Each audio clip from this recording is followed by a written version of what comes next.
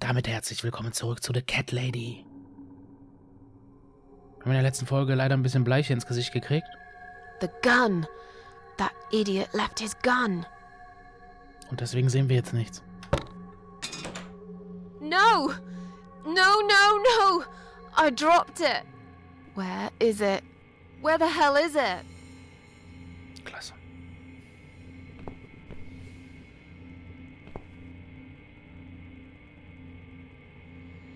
Langsam, langsam. Gut. So. I've got it. Ich will gar nicht wissen, was da noch so finden ist auf dem Boden.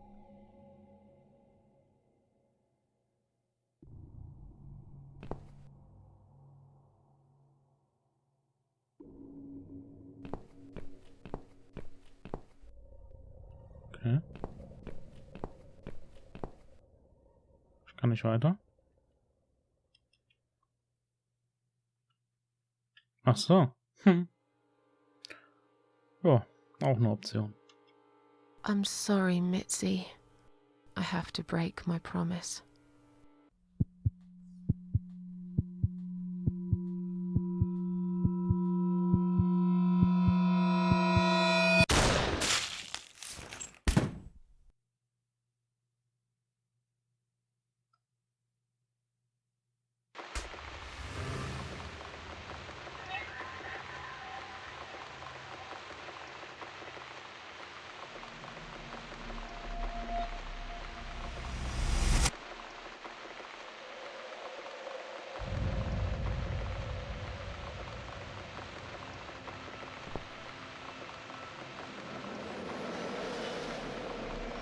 Hope you don't mind creepy posters.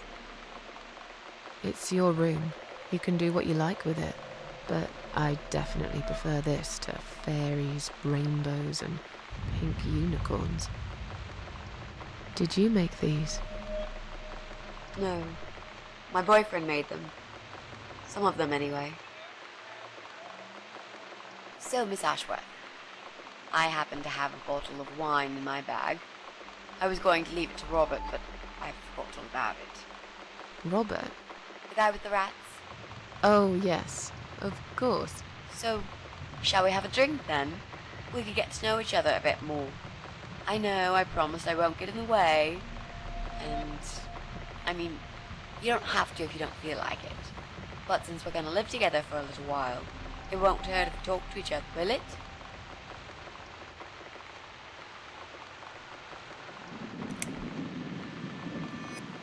Ist sie sicher, dass sie in ihrem Zustand trinken können? Und noch schön Werbung reingebracht links. Downfall Adventure Game. Ist auch von demselben Entwickler. Yeah, that's okay, I guess. Great! I'll bring the wine. Oh, damn. It's one of those bottles with a cork. Have you got a bottle opener, Miss Ashworth? In the kitchen. I'll go get it, shall I? Yes, please. And while you're there, could you get a couple of glasses, too? Sehr gerne.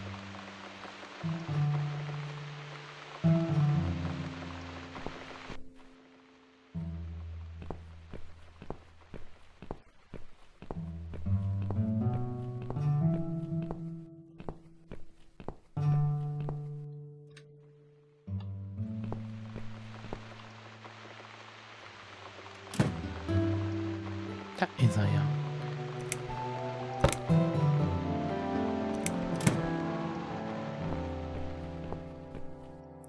Lecker Weinchen. Hat doch noch nie geschadet. Hier waren die Gläser, ne? Ja. Eins für mich, eins für Mitzi.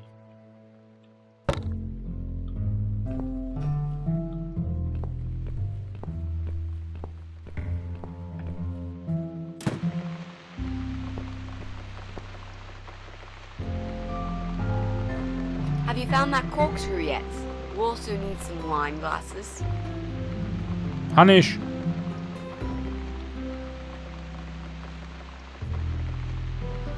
There you go. Let's get that bottle open. Yeah, but we'll need glasses too. See if you can find some. Hannisch auch. I found some wine glasses. Oh, right. That's all we need. Oh, and Miss Ashworth, I really must say this before we start. Yeah? I promise I won't cut your throat when you're asleep. Das ist nett. Very funny, Mitzi. Oh no, I mean it. That's fine. But just so you know, I always sleep with my eyes open.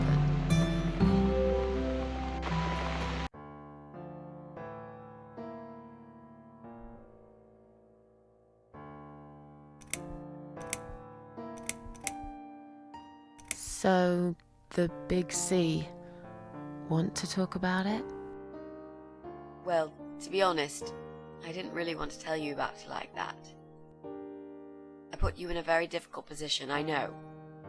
It's just that I was really desperate to get this room. I hope you can understand. This is the last and most important thing I must do before my time is up. It's fine. You seem alright. It's just... I find it hard to trust people these days. Maybe it's time I opened my eyes to see others have problems too. Some, like yourself, even bigger than mine. What kind of cancer is it? Do you mind me asking? Brain tumor. Her name is glioblastoma. Her? Yep, they're all girls, the way I imagine it. Just look at their names. Lymphoma, melanoma, myeloma, leukemia, sarcoma. Each of them a fucking goddess of death. Beautiful and ruthless. You might just be right about that, Mitzi. I used to be a nurse. I know a few things about cancer. And I know glioblastoma. She's a real bitch. Yeah, and yet she gets to be the prom queen before night ends, while I disappear down the back exit. How long? They said I had a year. But that was 6 months ago, so... yeah. Not awfully long. Is there anything... They've tried. I'm sorry. Yeah. So am I. Do you want to talk about something else? Ja, das Wetter. Oh, it's not raining anymore. Oh well, I don't mind rain. Sometimes I even like it. But according to weather forecast, there's a nasty fog coming. Now that I'm actually scared of. I got lost in a fog once, when I was just 9 or 10. I remember I sat under a tree crying, thinking some monster would appear right in front of me and drag me away. But now that you're a big girl, you know there are no monsters. Yeah? How do you know?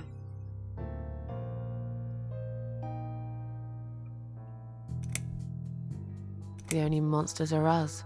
Murderers, rapists, arsonists. They're the real beasts.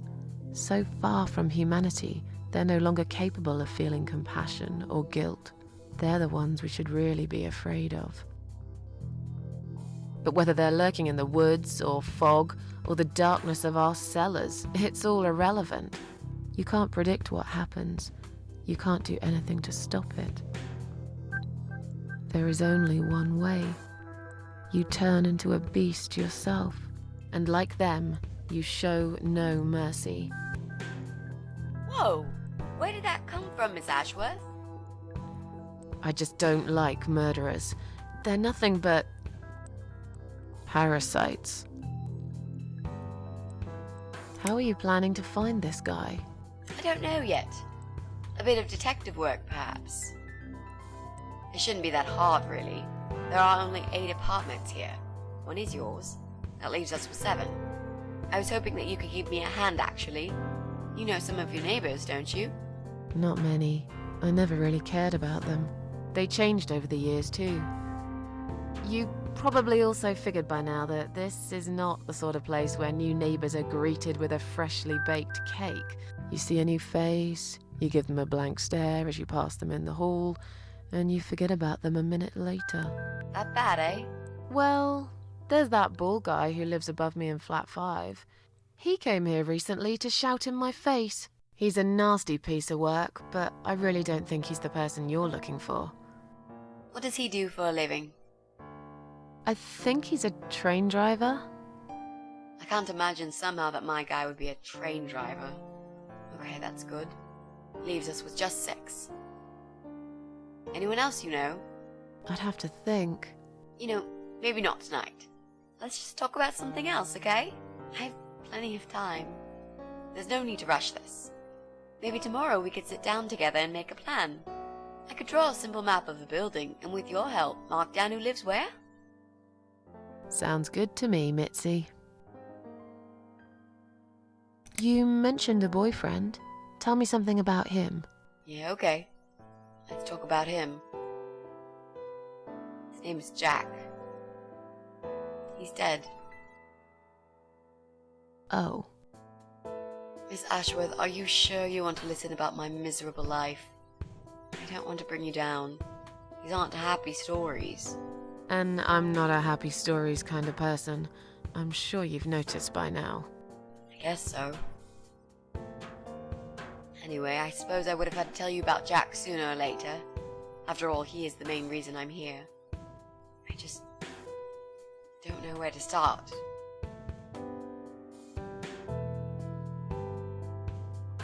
Tell me how you two met. Oh, we knew each other for forever. We grew up on the same street. It's funny how we seem to be made for each other. A perfect match. I always knew he was the guy for me, and I'm sure he never doubted that either. Jack was absolutely crazy about me. We thought one day we would marry, have children, be happy. I never had many friends because I had Jack. I didn't need anybody else. You know, if there's one thing I'm really grateful for in my life, it's that I got to experience this pure, perfect love. Some people go through a lifetime without knowing how it feels.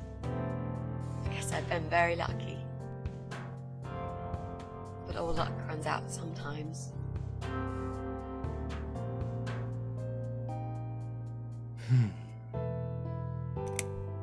Arme Mitzi.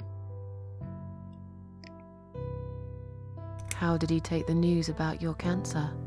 He thought I was joking at first. He laughed. Then he got really angry. I swore to him I was serious, but he still wouldn't believe me. We had a big fight that night. It was our first and only fight. But it was awful. He smashed some stuff. His guitar, of all things, was the worst. He loved that guitar. Why did he break it? He was absolutely furious. He walked out on me that night, and when he came back the next day, he was different. He begged me to try surgery and chemotherapy. I didn't really want those things, but I did the chemo for him. It didn't help. It just made me feel sick all the time. But I did the chemo for him. It didn't help. It just made me feel sick all the time. Maybe that's why I didn't see what my cancer was doing to Jack, and it was destroying him as well. He changed. He became obsessed with death. It seemed death was all he ever thought about, even though it was me, not him, who was supposed to die. Jack made those pictures on your wall. Was he an artist? He always liked all kinds of morbid stuff, whether it was music, movies, paintings. So do I, really. We had that in common, amongst other things. People say it's depressing to listen to sad songs or watch sad films, but I never felt that way. And yet, you are scared of fog? Oh, that's different. I might be scared of fog, but I like spiders. They're beautiful. Bleh. You must be out of your mind, Mitzi. No, honestly, there is a certain indescribable beauty in sadness. Just like there's beauty in the grey and ugly winter morning when you look past the obvious and notice what others can't see. You must love my apartment then. It's like Ugly took a vacation here and never went home again. How did he die? How did Jack die? It was so distant in the last few weeks before he died. What I didn't know was that he kept looking for something. I don't think he even knew what exactly. But it eventually found him. Or rather, he found him.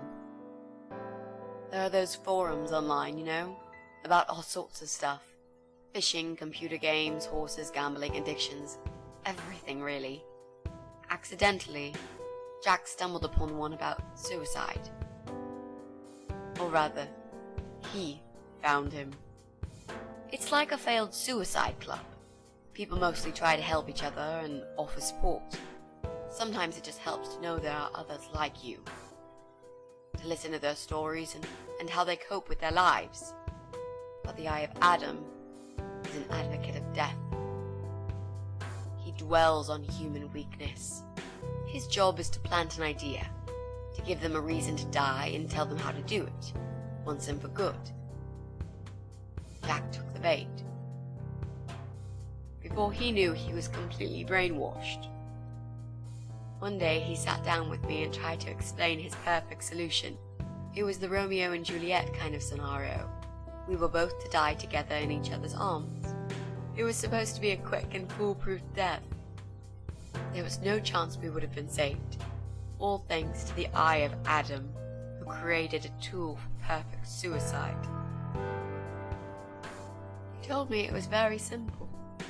All we needed were 2 easily accessible household chemicals, which combined together create a gas called hydrogen sulfide that kills you within a couple of minutes. I told him he was fucking nuts, of course, but he just wouldn't give up. He reasoned with me, then he begged, and eventually just kept screaming at me. I figured it was his crazy idea of a modern romance, but it was downright tacky and just wrong. Finally, he said he would get everything ready and wait for me in our special place at dawn, 5 in the morning. Don't be late. Those were his last words he said to me. Then he stormed out. I cried for hours, thinking I didn't deserve all that from the person I loved most in the whole world. A few times I even tried to persuade myself that maybe he was right and I should do it. I just couldn't. I eventually fell asleep. I didn't plan it. My head was killing me. I was so tired. I woke up suddenly. I could see the sun rising out my window. It was nearly 5. In utter panic, I threw myself off the bed and ran out the door. I needed to stop him. I needed to get there before it was too late. But right there in my bedroom, before I even left, I already knew it was. When I arrived at our special place, it was already bright. We used to go there in the past, drink wine, sometimes smoke weed and listen to Pink Floyd, sometimes make love in Jack's car. There wasn't really anything special about that old parking lot. But to us there was. It was completely abandoned. It was quiet. It was safe. After that day, I've never gone there again.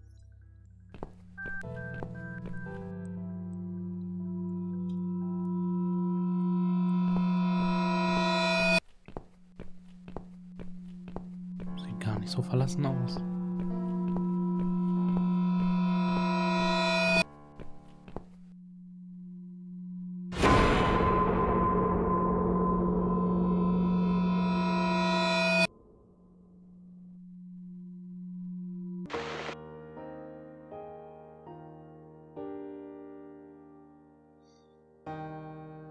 I'm so sorry.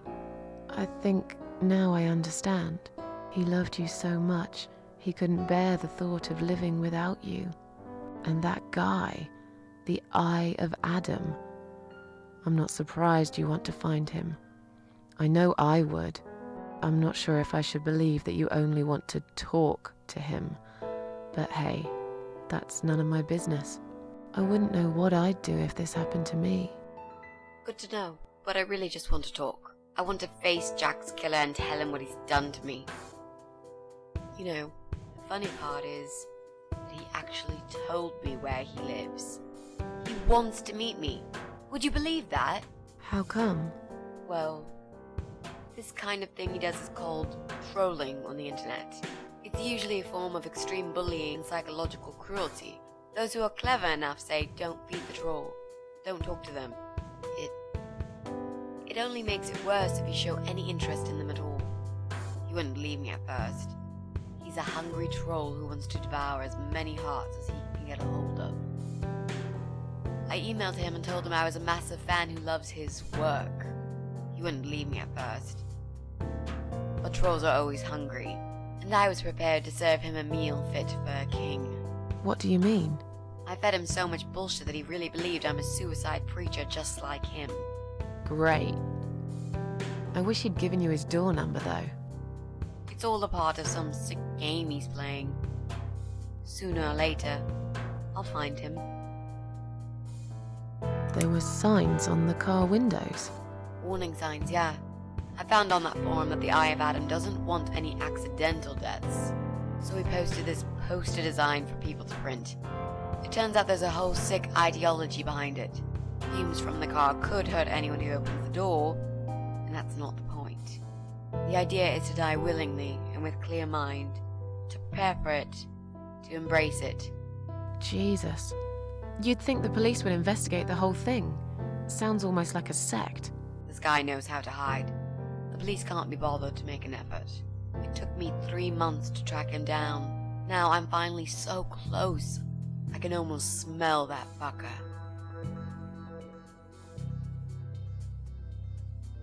What are those two chemical products? Well, I'm not sure if you want to know that. I get it. You don't want to tell me because I'm a fucking suicidal maniac. Is that it? No, Miss Ashworth. No, I didn't mean it like that. Okay. Maybe to some extent.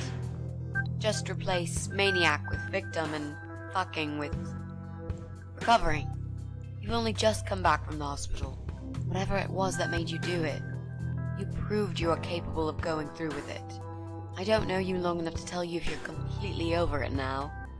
And the last thing I want is to give you stupid ideas. It would be just like what the Eye of Adam does.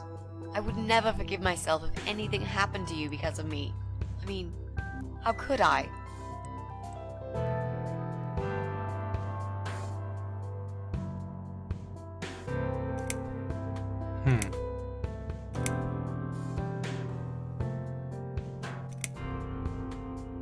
Those who want to die will always find a way to do it.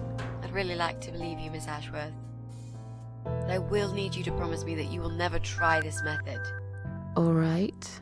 I can promise you that I will never try this method. Or any other method, for that matter. Been there, done that. Didn't enjoy it much. Do you believe me now? Yeah, I think I do. Good. I'm glad you said that, you know. The recipe for this deadly cocktail is very simple. Any good housewife can make it in a blast.